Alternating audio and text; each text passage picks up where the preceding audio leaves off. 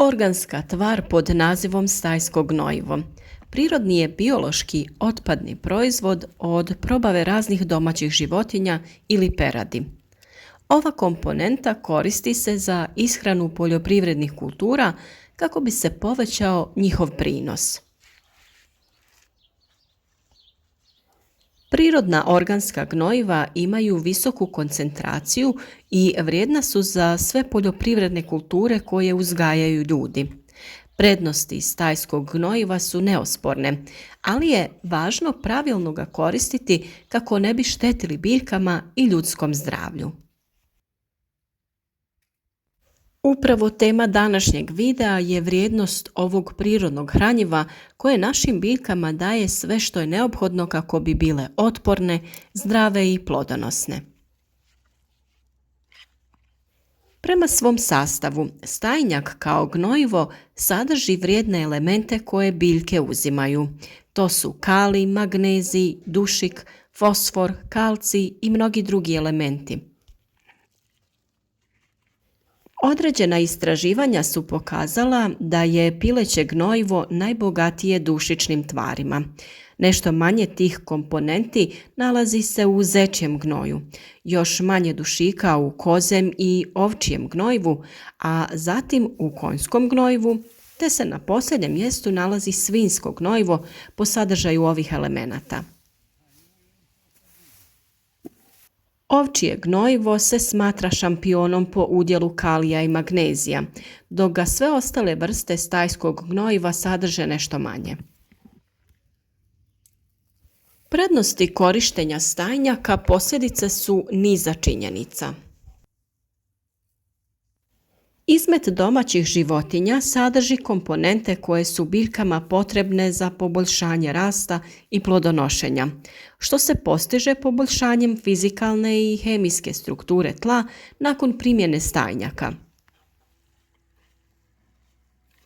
U procesu fermentacije gnojivo stvara hranjive spojeve humusa, što povećava plodnost sastava tla. Bilo koja vrsta stajskog gnojiva izvor je biološki aktivnih mikro i makroelemenata. Osim toga, sadrži i razne bakterije i mikroorganizme, što je vrijedan izvor hrane i energije potrebne bakterijskoj mikroflori tla. Svaka vrsta gnojiva, ovisno od koje je životinje, ima svoje karakteristike. Na primjer, razlikuje se po razini kiselinsko-baznog okoliša. pH vrijednost kravljeg gnojiva je do 8,2, konjskog oko 8, svinjskog oko 7,8. Kada se gnoj unese u tlo, njegova kiselost se smanjuje sa prelaskom u alkalni okoliš. Usporedimo li minimalna hemijska i prirodna organska gnojiva jedno sa drugim, onda organska tvar puno bolje hrani i poboljšava strukturu sastava tla. Rahli tlo povećava njegovu sposobnost upijanja, a također zasićuje korisnu mikrofloru potrebnu za rast biljaka. Sve komponente organske tvari dostavljaju se biljkama u lako pristupačnom obliku. Korištenje stajskog gnojiva treba biti strogo dozirano, mora se primjenjivati prema određenim pravilima. Ako se uvjeti zanemare, tada organska tvar može čak i naštetiti usjevima. Zbog visoke koncentracije organske tvari, svježi stajski gnoj se ne može koristiti. Potrebno je pričekati dok ne sazori, to jest odstoji neko vrijeme. Osim toga, svježi stajski gnoj kada uđe u vlažno tlo, počinje aktivno komunicirati sa mikroflorom tla, oslobađajući pritom veliku količinu plina i toplinske energije. Takvi su procesi posljedica činjenice da svježi stajski gnoj sadrži puno metana i dušika. Početak procesa spaljuje korijenski sustav biljaka i uništava njihovu vitalnost. Koncentrirani svježi gnoj posebno je opasan za korijenje mladih nezrelih biljaka.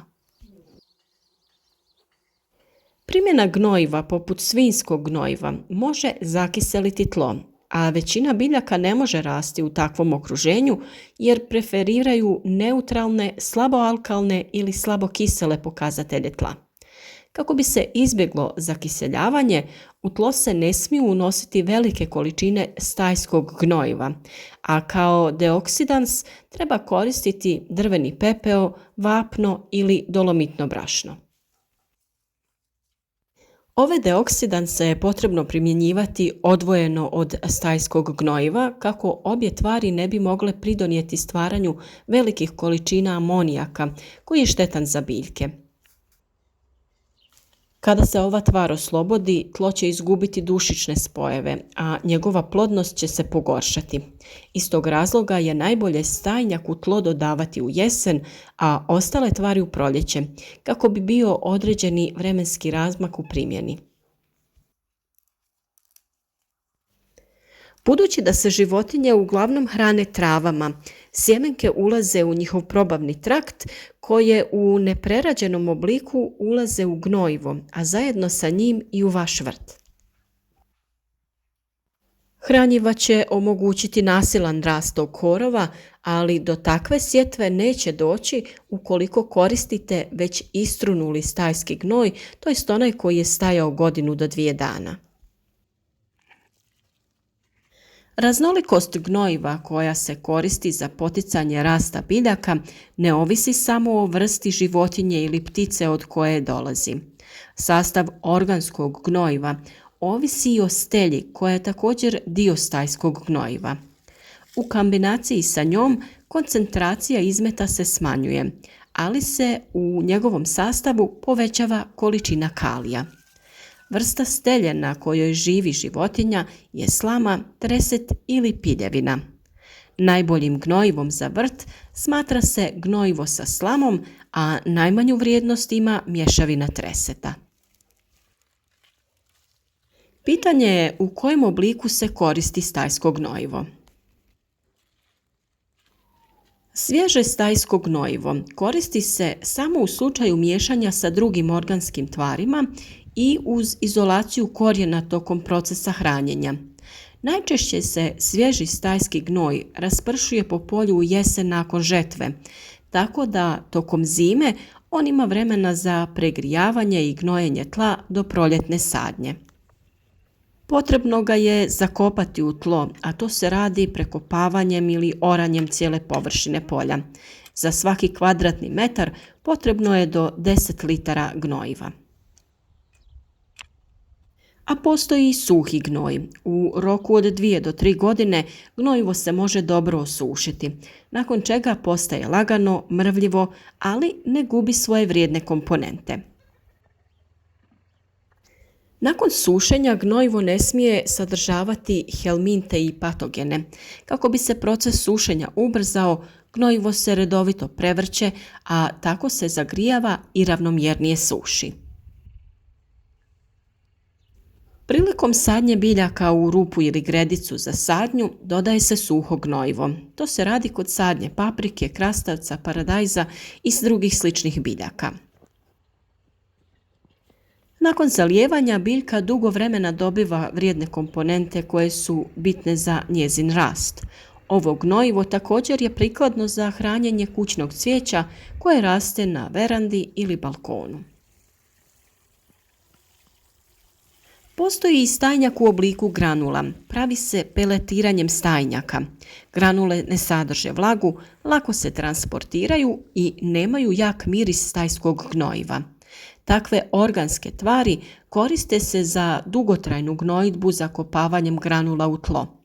Nakon zalijevanja počinju bubriti i raspadati se, hraneći pritom tlo i biljke. Također postoji i tekuća vrsta organske tvari, tekući gnoj koji se prodaje u bocama ili limenkama. Ovo je koncentrat fermentiranog ptičjeg ili životinjskog gnojiva. Prije upotrebe sastav će se morati razrijediti vodom prema uputama na boci. Koncentrat stajskog gnojiva najprikladniji je oblik primjene u usporedbi sa prirodnim gnojem.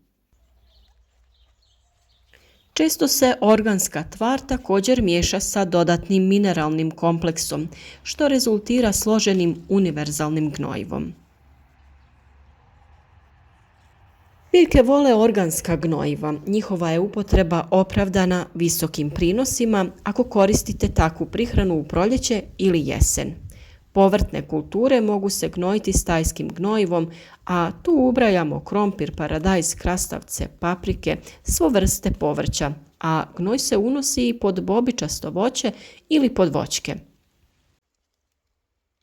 Postoji nekoliko pravila za primjenu stajnjaka na tlo. Za prihranu ne treba koristiti svježe stajsko gnojivo.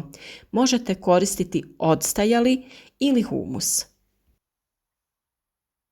Otopina gnojiva se nikako ne ulijeva pod korijen biljke, već se unose u posebno napravljene prolaze. Jesen se smatra najboljim vremenom za unošenje stajskog gnojiva u tlo. Gnoj bi trebao biti zreo preko zime i osigurati će biljkama dovoljnu količinu hrane za cijelu vegetaciju. Preporučljivo je koristiti gnojivo u obliku humusa u proljeće, kada je biljkama potrebna snaga za cvjetanje i plodonošenje. Upotreba stajskog gnojiva za uzgoj bilo kojeg usjeva jednostavno je neophodna.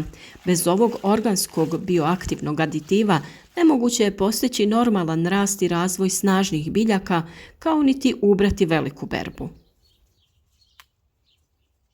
Nadamo se da ste sa ovim informacijama uvidjeli koliko je stajnjak značajan u biljnoj proizvodnji.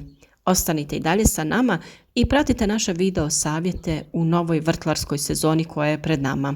Ne propustite važne korake i zapratite naš kanal na vrijeme. Kliknite i na znak zvonca kako bi dobili obavijest o svakom novom neophodnom savjetu za uspješan uzgoj voća i povrća.